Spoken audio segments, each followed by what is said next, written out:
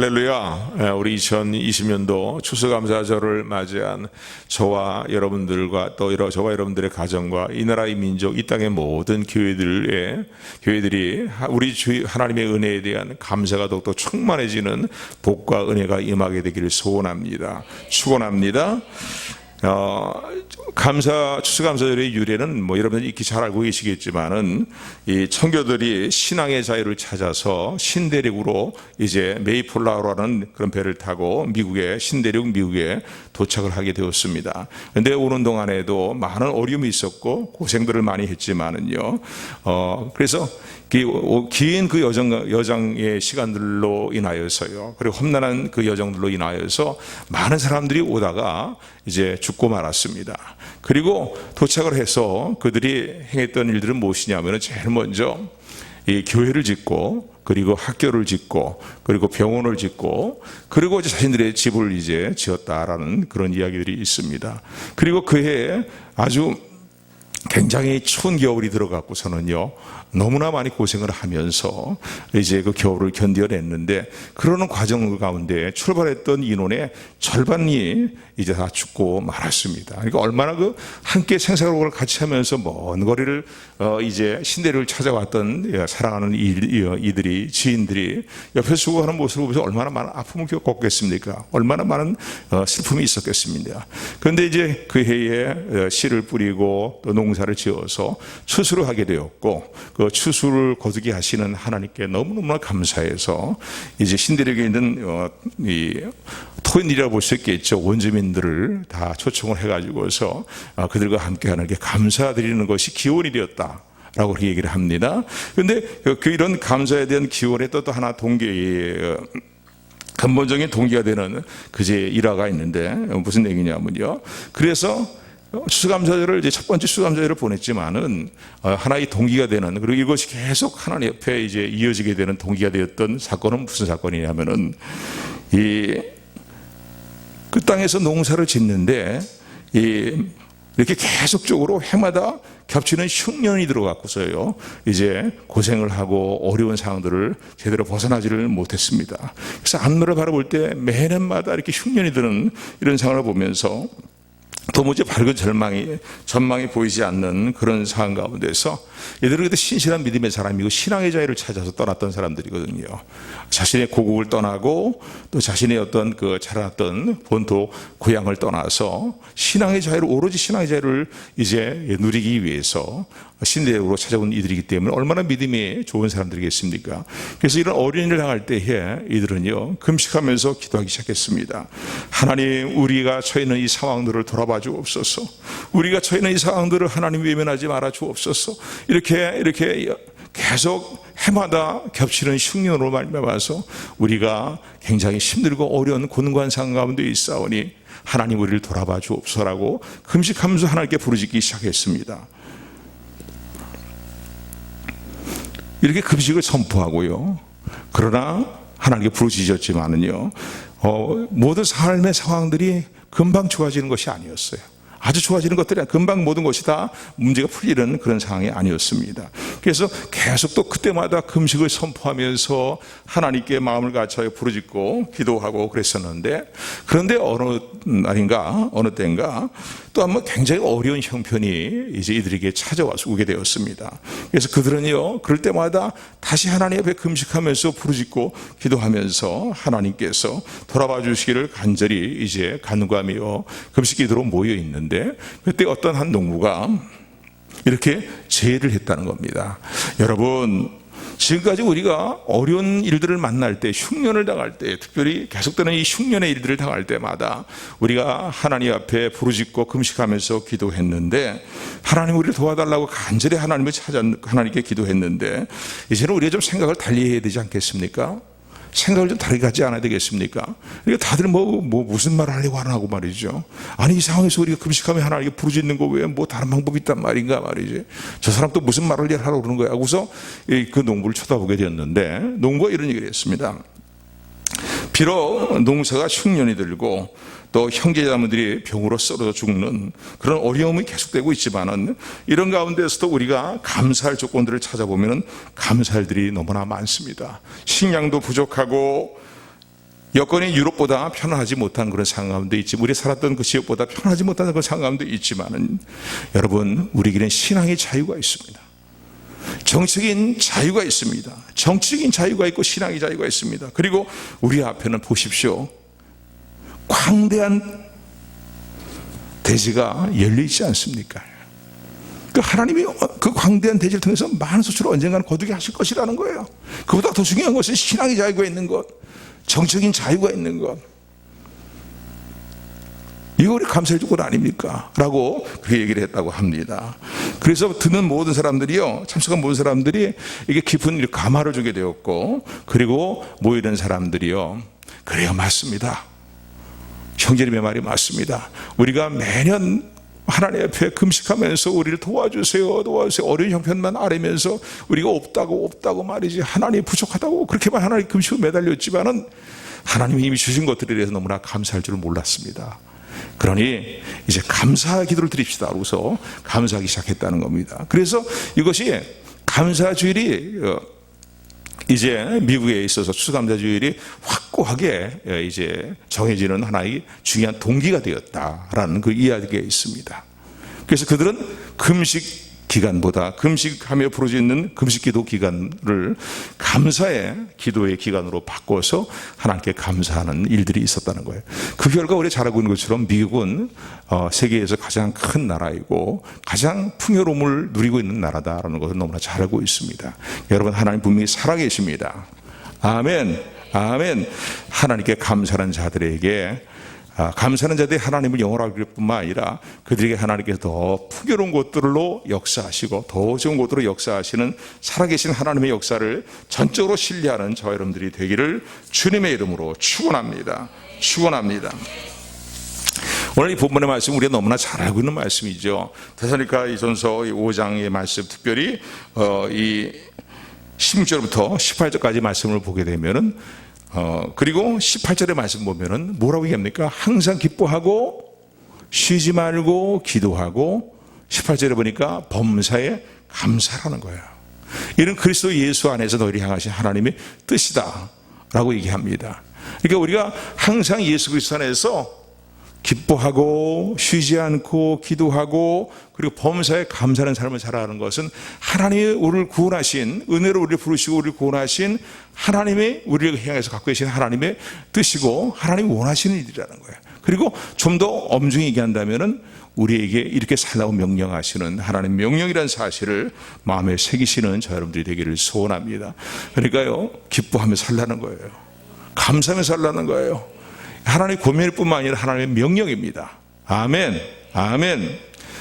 왠지 하나님께서 이런 일들을 우리에게 명령하시고 우리에게 말씀을 하십니까? 우리가 범사에 감사하며 살아가게 될 때에 하나님께 영광이 되는 거예요. 아멘.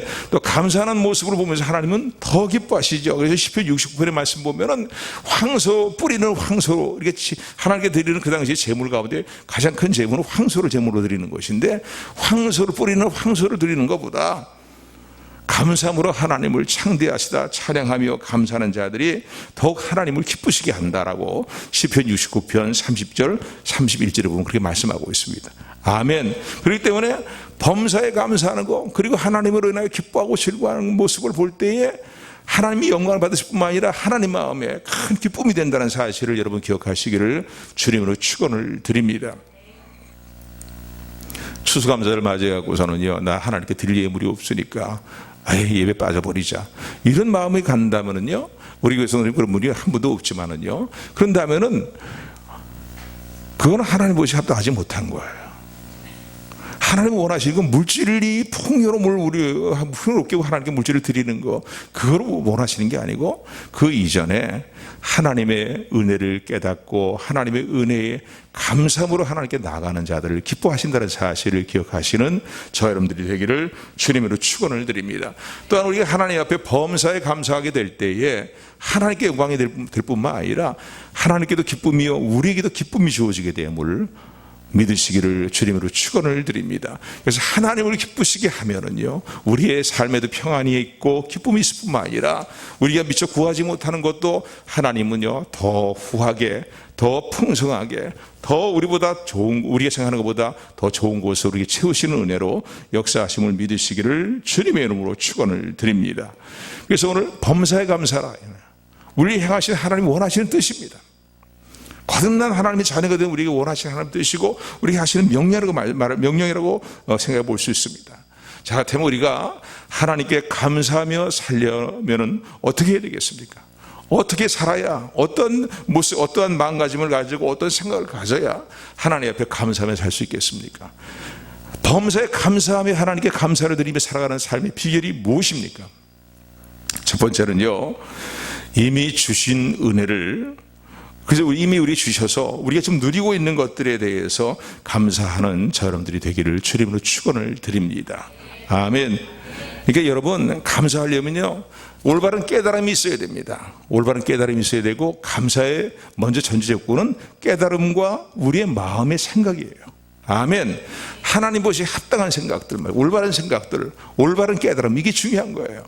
여러분, 하나님의 은혜를 깨닫지 못하는 사람이 하나님께 감사할 수 있습니까? 억지로 하나님의 강권력으로 위해서 그냥 하나님이 감사하라 감사해서 그렇게 드리는 감사라면 그게 진정한 감사라고 이해할 수 있겠습니까? 진정한 감사는 하나님의 은혜를 먼저 깨달은 데 있다는 사실을 기억하시는 저 여러분들이 되기를 주님으로 축원을 드립니다. 그래서요, 이미 우리가 지금 우리에게 이미 주셔갖고서 하나님께 주신 것들을 누리고 있는 것들이 있잖아요. 그죠? 지금 생명을 누리고 있잖아요. 건강하니까 이 자리에 지금 나와 앉아 있지 않아요? 뭐 좀 여러 가지 어려운 제재 사항들이 많아서 힘들고 마스크 쓰면서 예배를 드릴 수밖에 없는 그런 상황이지만은, 그러나 아직까지는 신앙에 자유가 있기 때문에 나와서 예배 드릴 수 있는 거 아닙니까? 그렇잖아요. 그 깨달으면은요, 깨달게 되면은 감사의 조건들이 막 쌓인 거예요. 어느 한순간 한순간이 다 하나님의 은혜가 아닌 것이 없습니다. 아멘, 아멘. 이미 우리에게 주셔서 누리고 있는 것들이 많은 것들이 있습니다. 그 일일이 다 얘기할 수 없겠지만은요, 우선 가을철이 되니까요, 얼마나 뭐 봄에도 그렇고 여름에도 그렇고 참 매번 느끼는 것이지만요, 우리 집사람도 종종 그런 얘기를 하기도 하는데, 자, 정말 대한민국이 참 너무 살기 좋은 나라다 이거예요. 어떤 면으로 볼 때는 너무 살기 좋은 나라니까. 강산이 너무 아름답고 말이죠. 그 국토가 아름답고 하늘이 아름답고, 그래서 조금 나중에 불찬송이지만은 아름다운 하늘 주시고 말이죠. 강산에 또 이렇게 말이죠, 정말 저희가 어렸을 때는요, 나무 시로 야산, 나무를 심으러 야산에, 민둥산 야산에 가서 나무 심는 날짜를 정해갖고서 그런 일들이 많았습니다. 그런데 얼마나 이제는요 말이죠, 민둥산은 보기가 힘들잖아요. 왜? 산천 초목이 다 이렇게 푸르고 우거지고 말이죠. 또 낙엽이 단풍이 되니까 얼마나 넣습니까? 지금 단풍이 또 이제 지는 그런 상황이 됐지만은요, 우리나라의 국토를 보고 강산을 볼 때 참 아름답습니다. 아멘. 그러니까 외국인들이 우리나라 와 살면서 대한민국처럼 이렇게 아름다운 나라가 그렇게 흔치 않다는 거예요. 믿으십니까? 믿는 것보다 인정하십니까? 아멘. 그러니까 다 감사거리인 거예요. 아니, 이런 나라 보면서 왜 젊은 사람들이 헬조선 하는가 하고 이해가 안 될 때가 많아요. 사람이 사는 어떤 삶의 모습을 모를지 모르겠지만은요, 하나님 주신 강토의 아름다움이나 이런 걸 보게 되면요, 너무나 하나님께 감사할 일이 너무나 많은 겁니다. 아멘.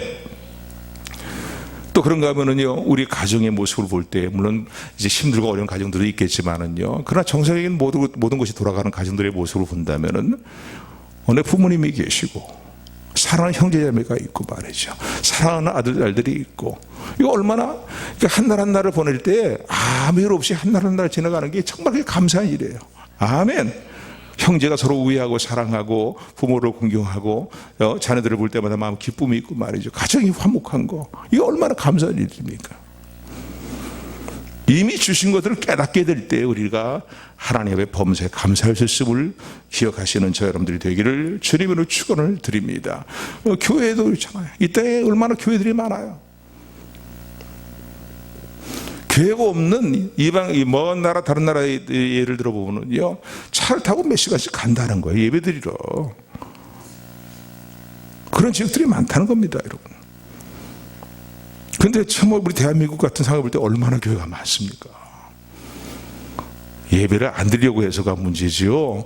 하나님께 예배드리고 믿음 생활하고 교회 중심의 삶을 살려고 할 때에 얼마나 곳곳에 교회들이 다 준비되어 있고 하나님께 예배시켜 놓고 계시고 말이죠. 그러니까 이런 모든 모습을 보게 될 때에 이미 누리고 있는 것을 우리가 깨달아야 됩니다. 아멘. 깨달을 때 참으로 감사할 수 있음을 기억하시기를 주님으로 축원을 드립니다. 일일이 다 이런 것들을 얘기할 수가 없어요. 건강의 문제, 생명의 문제 말이죠. 감사할 일들이 한두 가지가 아닌 것이에요. 이것만 감사합니까? 눈에 보이는 이런 것뿐만 아니라 하나님께서 이미 우리에게 주신 신령하고 크신 하나님의 은혜를 기억하게 하고 깨닫게 될 때 우리는 범사에 감사할 수 있습니다. 뭐 내 손에 쥐어진 것들, 뭐 물질들, 경제적인 것들, 명예들 이런 거 말고도요. 감사할 것이 뭐 얼마나 정말 감사하고 감사할 것이 무엇이 있습니까? 영적인 부분에서 볼 때는요. 하나님의 주신 크고 신령한 영원한 은혜들을 우리가 이미 받아 누리고 살고 있다는 사실을 깨닫는 저 여러분들이 되기를 주님으로 축원을 드립니다. 그때 우리가 참으로 감사할 수 있는 것이에요. 우리 시편 말씀 한번 보시기 바랍니다. 시편 103편의 말씀이에요. 우리 시편 103편 본문을 표시해 두시고요. 103편으로 넘어가십니다.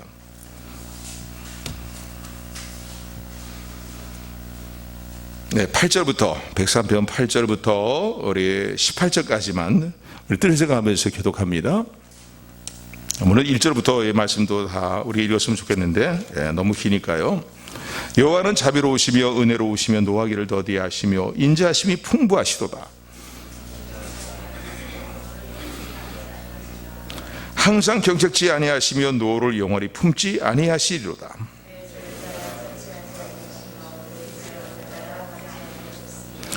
이는 하늘이 땅에서 높음같이 그를 경외하는 자에게 그 인자하심이 크심이로다.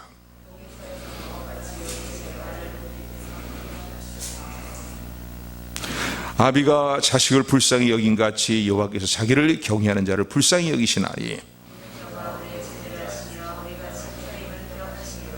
인생은 그날이 풀과 같으며 그 여호와가 들의 꽃과 같도다. 예, 우리 17절 18절 합독합니다. 여호와의 인자하심은 자기를 경외하는 자에게 영원부터 영원까지 이르며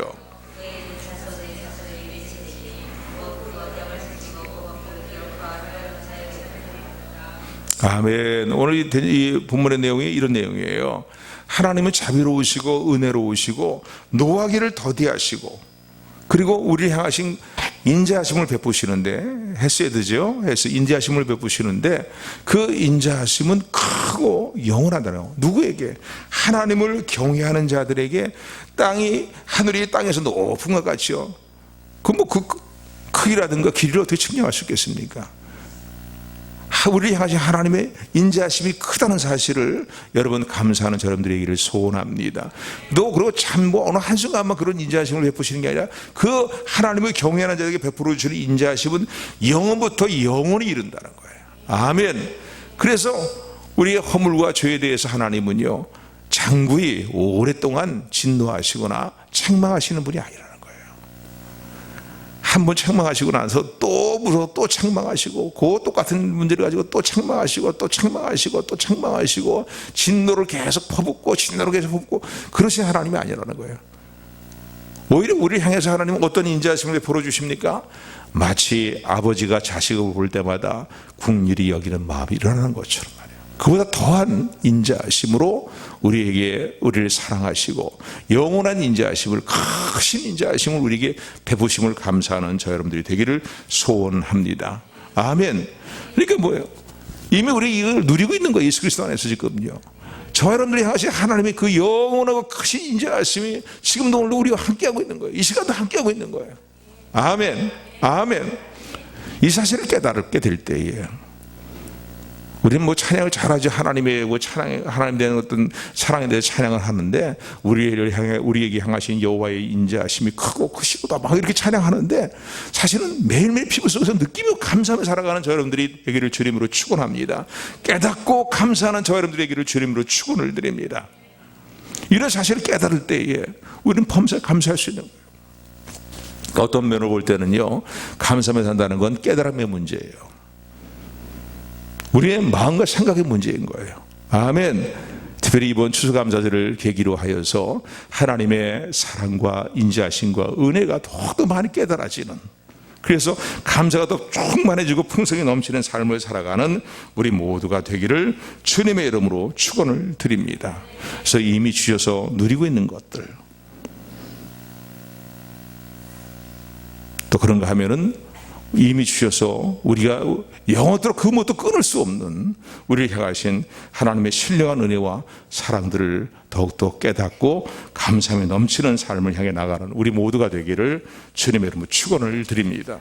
세 번째요, 범사에 감사하는 삶의 비결은 무엇이냐면요, 뭐 같은 내용의 말씀이겠지만은요, 하나님이 처음부터 우리를 택하여 주셔서 예수 그리스도를 믿는 믿음 가운데 우리를 불러주셨다는 사실입니다. 같은 내용이겠지만 가장 중요한 것이지요.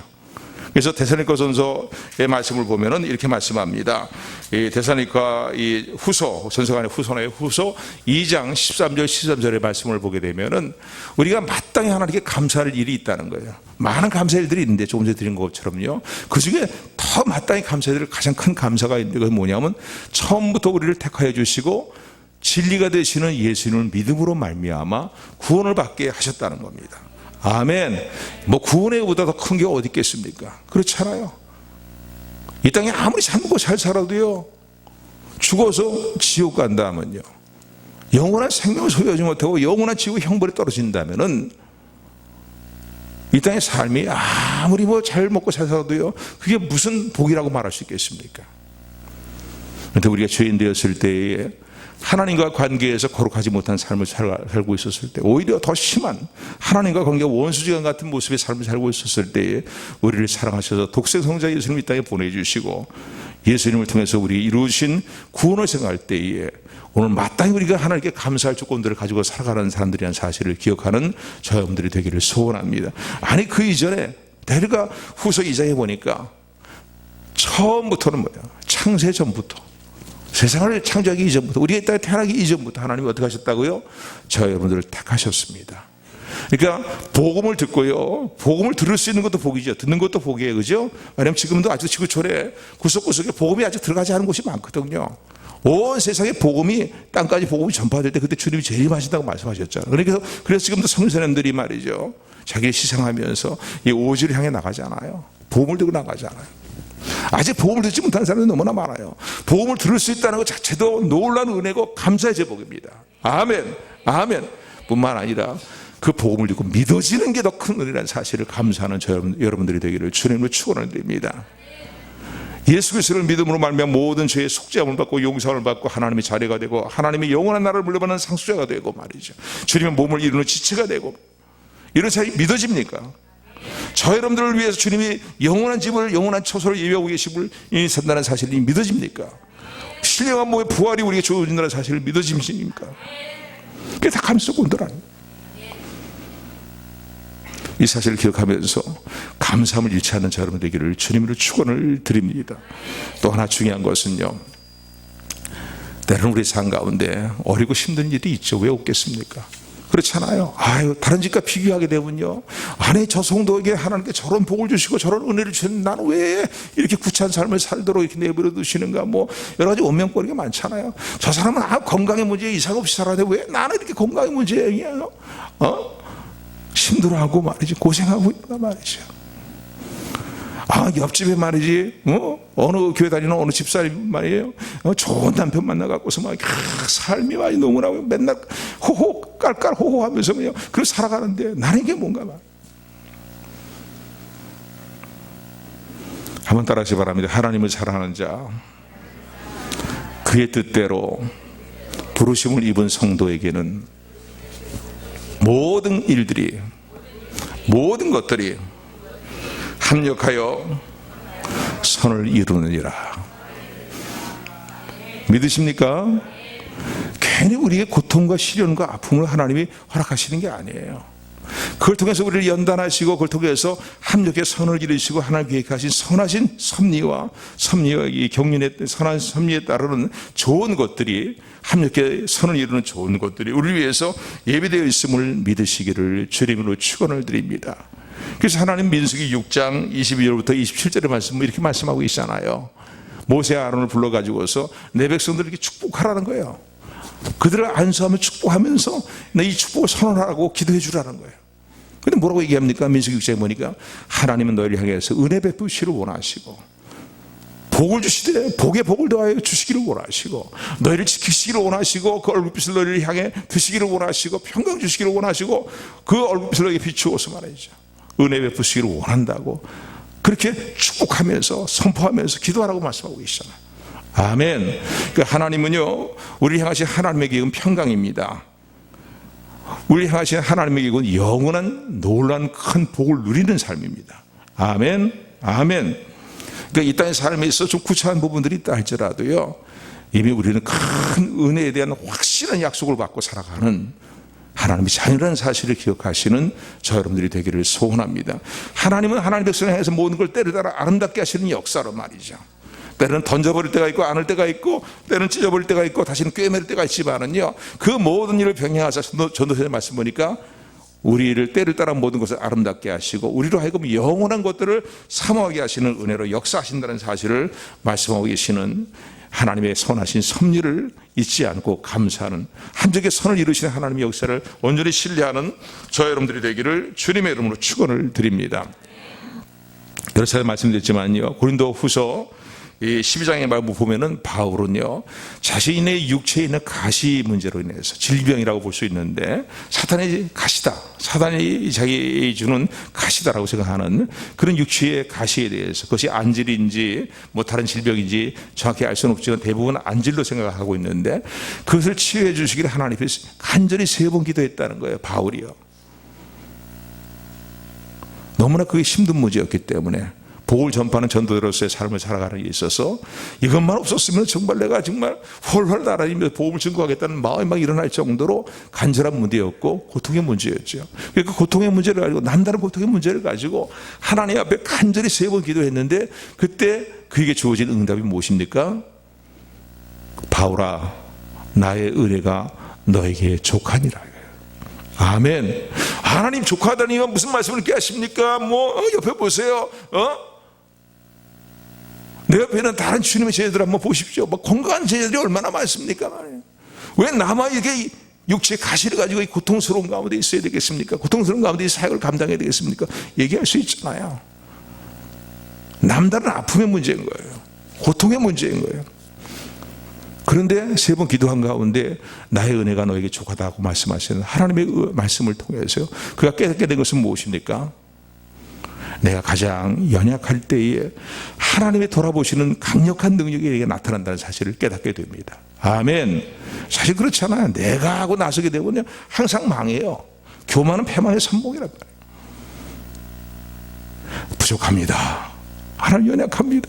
하나님 붙들어 주셔야 됩니다. 하나님 돌아봐 주셔야 됩니다.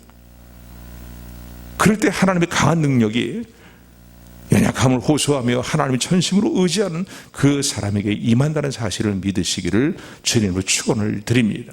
아멘. 무슨 말씀 드리려고 하냐면요, 하나님은 모든 걸 합력해 선을 이루신다는 거예요. 아멘. 이런 일들을 통해서 하나님이 모든 걸 다 합력해서 나의 모습을 아름답게 세워나가시는구나, 또 다듬으시는 사실을 깨달을 수가 있습니다. 바울이 복음을 증거할 때 고린도 후서 1장에 보게 되면요, 아시아 지역에서 큰 환난을 당했던 모양입니다.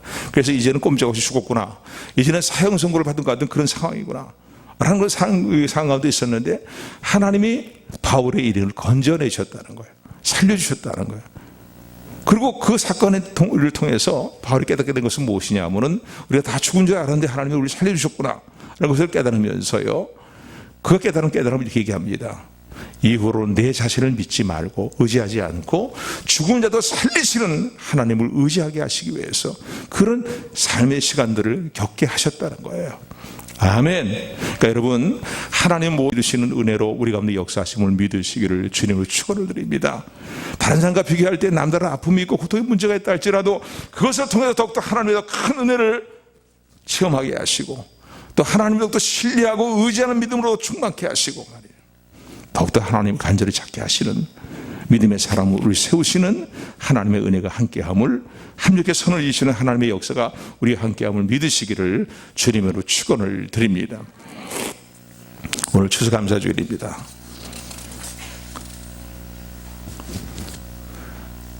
이 추수감사를 맞이해서요, 짤막한 얘기 한마디 짤막한 얘기 잠깐 또 함께 나누고 이제 말씀을 마치려고 합니다. 여러분, 진정한 감사 생활이라는 게 어떤 생각이 이 진정한 감사 생활이라고 생각이 되십니까? 조건이 좋을 때에 감사하지 못할 사람은 아무도 없어요. 그런데 악조건에서, 열악한 조건에서 감사하시는 그 사람의 그 감사가 진정한 감사라고 우리는 인정하게 됩니다.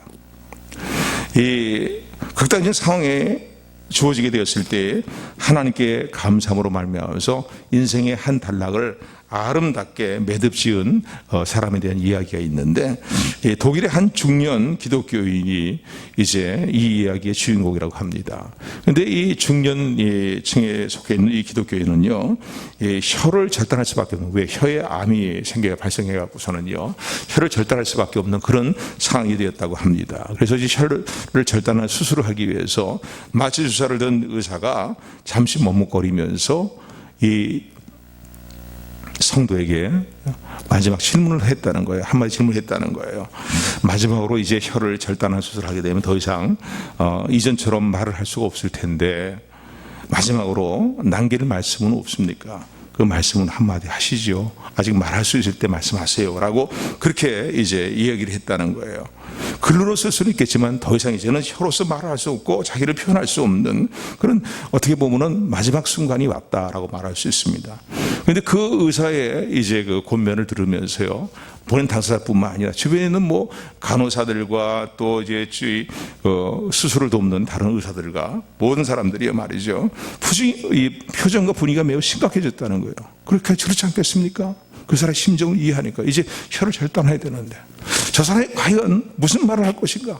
마지막으로 남기는 그 한마디가 무슨 말일까요? 그 나름대로 아마 그 모여있는, 주변에 모이는 사람들이요, 아마 이런 생각을 했을 것입니다. 마지막으로 아마 저 환자가 할 말은 뭐 누구의 이름을 부르거나 또 뭔가 세상 사람들이 하는 아주 심각하게 얘기하는 그런 말을 한마디 남길 것이다 라고 생각을 했는데, 이 수술을 받는 성도가요, 성도의 눈에서 두 줄 한참 머뭇거리다가 두 줄기 눈물이 쫙 흘러내리더라는 거예요. 그리고서는 이 환자의 입이 움직이기 시작했는데 이 환자가 3번 한 말이 있었습니다. 그것은 무엇이었냐면, 주 예수님 감사합니다. 주 예수님 감사합니다. 주 예수님 감사합니다. 무슨 얘기였습니까? 여기는 많은 감사의 의미들이 담겨 있는 것이죠. 지금까지 살아온 것도 다 하나님의 은혜로 살아왔습니다. 이후의 삶도 하나님께서, 주님께서 나의 삶을 이끌어 주실 걸 믿습니다. 아니, 이 땅의 삶이 마치면 영원한 생명을 누리는 자리에 나를 인도하실 뿐만 아니라 영원한 복락이, 영광이 나를 위하여 예비되어 있음을 믿습니다.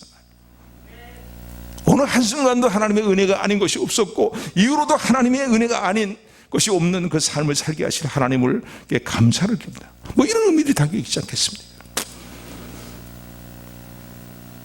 오늘 추수감사주일입니다. 그냥 식적으로만 알고 넘어가는 그런 신앙의 절기가 아니라 다시 한번 우리의 감사하는 믿음을, 정말 얼마나 하나님에 대한 깨달음을 가지고 하나님께 감사하고 있는가를 다시 한번 돌아보면서 더욱더 하나님을 향한, 우리 주님을 향한 감사가 더욱더 온전해지고 충만해지는 은혜와 복이 임하게 되기를 주님으로 축원을 드립니다. 또 인생의 마지막 순간이 우리에게 다가온다 할지라도 오늘 여러분들이 하나님께 감사하며 주님께 우리 인생의 마지막 순간을 맡길 수 있는 우리 모두가 되기를 주님의 이름으로 축원합니다. 축원합니다. 은혜 하나